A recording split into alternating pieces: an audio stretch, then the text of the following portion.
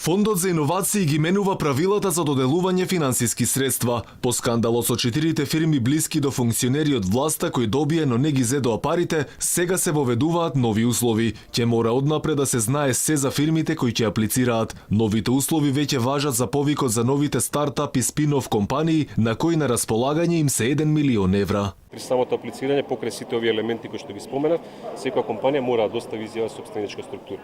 Максималниот износ е позициониран до 30.000 евра, со тоа што фондот обезбедува до 90% од проектниот буџет, самиот апликант има обврска да обезбеди 10%. Фондот веќе работи на системско решение кое наскоро ќе биде објавено. Директорот вели дека тие ќе бидат првата институција со нови протоколи кои треба да ги елиминираат проблемите при јавните набавки и тендери. Завршивме еден протокол за проценка на ризик кај оние компании кои што ќе декларираат дека имаат носител на јавна функција во сопственичката структура.